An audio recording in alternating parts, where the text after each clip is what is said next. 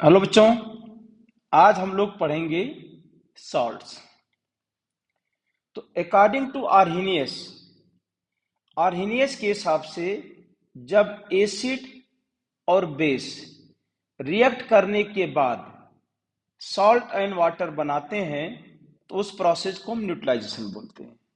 अब न्यूट्रलाइजेशन में दो पॉइंट लिख सकते हैं। एक होता है कंप्लीट न्यूट्रलाइजेशन। तो जैसे हमने एग्जांपल लिया कि H2SO4 है, ये डाई बेसिक एसिड है, इसमें से दो H प्लस रिप्लेस हो सकते हैं, दोनों रिप्लेस कर दिया तो Na2SO4 बना। तो क्या हो गया? कंप्लीट न्यूट्रलाइजेशन हो गया यहाँ पे। ऐसे ही H3PO4 है, इसके तीन हाइड्रोजन रिप्लेस हो सकते हैं, तीनों को रिप्लेस कर दिया तो क्या हो गया? कंप्लीट न्यूट्रलाइजेशन हो गया। ऐसे बेरियम हाइड्रोक्साइड है, इसके दो OH रिप्लेस हो सकते हैं, दोनों को कर दिया तो क्या हो गया? Complete neutralisation. समझ में आ गया? अब आगे देखो, इनकम्प्लीट न्यूट्रलाइजेशन मतलब जैसे हमने कहा H2SO4 है, इसके दोनों हाइड्रोजन रिप्लेस हो सकते हैं, लेकिन एक ही रिप्लेस हो अगर, तो हम कहेंगे इनकम्प्लीट न्यूट्रलाइजेशन हुआ। ऐसे H3PO4 है, इसके तीन हाइड्रोजन रिप्लेस हो सकते हैं, लेकिन अगर एक ही रिप्लेस हो तो इनकम्प्लीट हो जाएगा, दो रिप्लेस हो तब भी इनकम्प्लीट होगा। इसी तरीके से H2CO3 है, इसके दो हाइड्रोजन रिप्लेस हो सकते हैं, अगर एक ही हो तो इनकम्प्लीट, दोनों हो जाए तो कंप्लीट न्यूट्रलाइजेशन। इस तरीके से जब एसिड और बेस का न्यूट्रलाइजेशन होता है तो सॉल्ट बनता है। हमने यहां तक ये सीख लिया। अब आगे देखिए,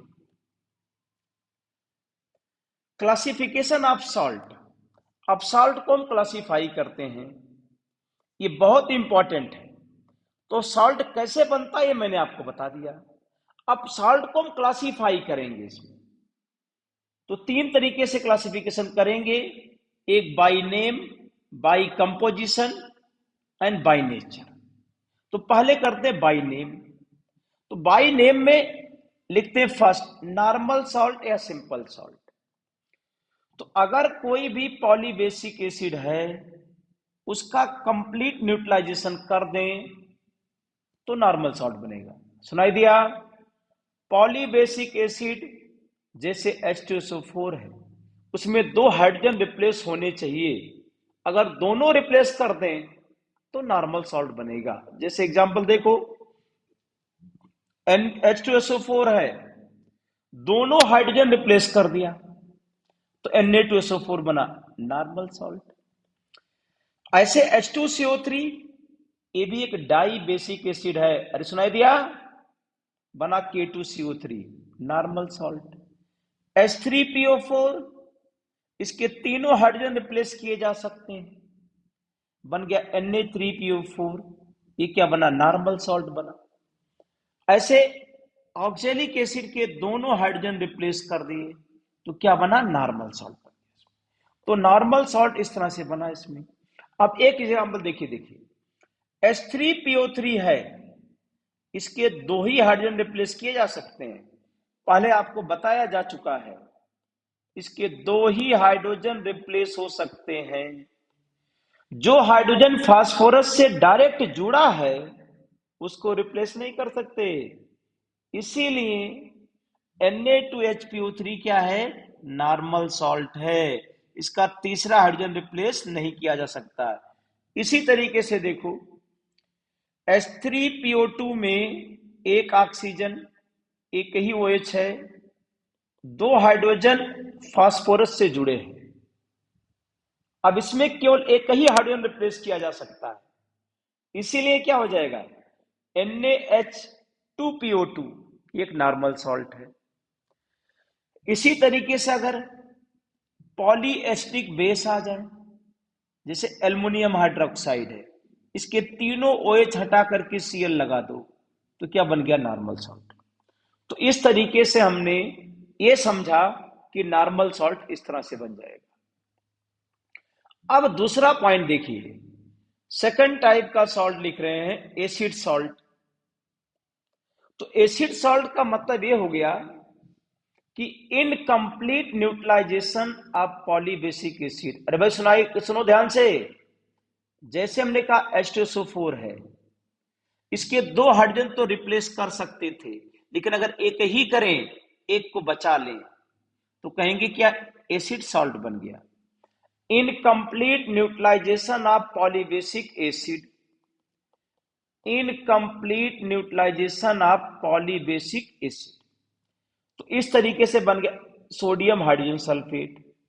अब H3PO4 है, हमें अच्छी तरह से पता होना चाहिए कि H3PO4 में तीनों हाइड्रोजन रिप्लेस किए जा सकते हैं, लेकिन अगर हम एक ही करें तो क्या बनेगा, एसिड सॉल्ट। दो करें तब भी एसिड सॉल्ट बनेगा। अरे सुनाई दिया भाई। अभी हमने आपको बता दिया H3PO3 आर्थोफॉस्फोरस एसिड है, इसमें दो ही हाइड्रोजन रिप्लेस किए जा सकते हैं। तो अगर हमने दो कर दिया, एक ही करा तो एसिड बना, दो कर देंगे तो नॉर्मल बन जाएगा, इसलिए हमने उसको नहीं लिखा यहां पे। ऐसे ही H2CO3 है, तो H2CO3 से सोडियम हाइड्रोजन कार्बोनेट। तो कुल मिला जुला के आपको समझ में आ जाना चाहिए यहां पे कि अगर डाई बेसिक एसिड है, ट्राई बेसिक एसिड है, अगर उसमें से हम कंप्लीट न्यूट्रलाइज ना करें तो एसिड सॉल्ट बनेगा। ऐसे ही बेस सॉल्ट की बात करें, जैसे मेटल हाइड्रोक्साइड है, जिंक हाइड्रोक्साइड, इसके पास दो OH हैं, अगर हम एक ही को न्यूट्रलाइज करें, एक बचा लें, तो बेस सॉल्ट बनेगा। अगर हम यहां पे बेस सॉल्ट कैल्शियम हाइड्रोक्साइड है, एक ही OH को रखें, एक ही को न्यूट्रलाइज करें तो बेस सॉल्ट बना।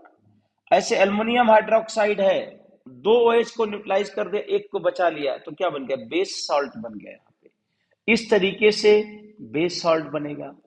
तीसरा है मिक्स सॉल्ट। अब मिक्स सॉल्ट में ये नॉर्मल सॉल्ट ही है।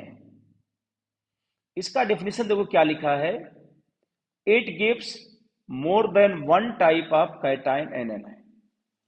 अरे भाई, जैसे हमने कहा सोडियम पोटेशियम सल्फेट है, इसको आयन के फॉर्म में लिखा, दो प्रकार के कैटायन मिले, सल्फेट आयन बना यहां पे, तो हम कहेंगे ये मिक्स सॉल्ट है। ऐसे सोडियम पोटेशियम ऑक्सिलेट है, सोडियम आयन बना, पोटेशियम आयन बना और ऑक्सिलेट आयन बना, तो more than one type of cation, therefore it is mix salt. Potash, bleaching powder का नाम सुना है आप लोगों ने, CaOCl2, ये फार्मूला होता है CaOCl2, इसको हमने इस तरह से लिखा। जब इसको आयोनाइज करेंगे तो एक तो कैल्शियम आयन बनेगा, एक बनेगा Cl-, एक बनेगा OCl-। तो it gives two types of anion, therefore it is mix salt. इसी तरीके से सोडियम एल्युमिनियम सिलिकेट है, इसको आयोनाइज कर दिया, सोडियम आयन बना, एल्युमिनियम आयन बना, सिलिकेट आयन बना, more than one type of cation, therefore it is mix salt. आगे परिभाषा समझ में, मिक्स सॉल्ट का डेफिनेशन आ गया आपको।